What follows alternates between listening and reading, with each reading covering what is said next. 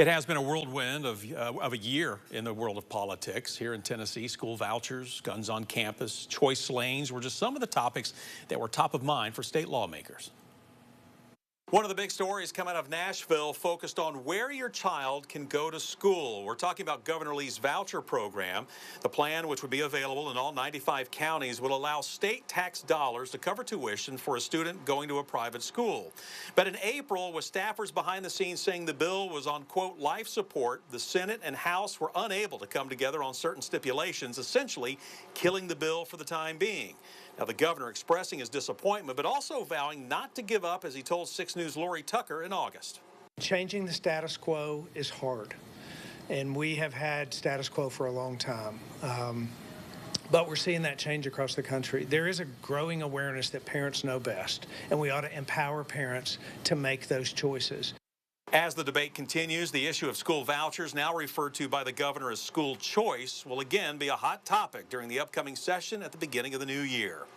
Another hot-button issue that had parents and lawmakers debating was a bill that would allow teachers and staff to carry guns in schools. The governor, signing the bill into law in April, went into effect immediately. One of the stipulations, any armed teacher or staff member would have to take part in at least 40 hours of training, as well as undergo criminal and mental health background checks. The bill also notes that school administrators would have to okay any members to carry in their school. Now, we asked Knox County Superintendent Dr. John Ricewick in August if he had been approached by any school members wishing to carry on campus. He said at the time he had not. We've had a commitment for many decades to really have an officer in every school.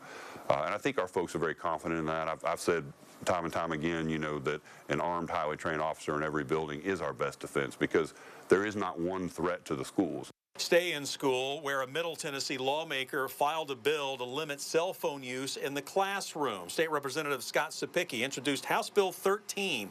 It would require school boards to adopt policies that prohibit students from using wireless communication devices during class time, with some exceptions. For example, if students are using them for educational purposes approved by the teacher, in the event of an emergency, or to meet the unique needs of students with disabilities. In a release, Sapicki said the law is designed to improve attentiveness in the classroom.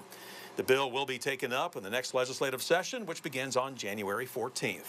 Shift our focus now to November, where Election Day saw a lot of red across the state of Tennessee. The run for the White House, the majority of Tennesseans casting their vote for former President Donald Trump. The now president-elect pulling in just over 64% of the vote to Vice President Kamala Harris's 39.4%.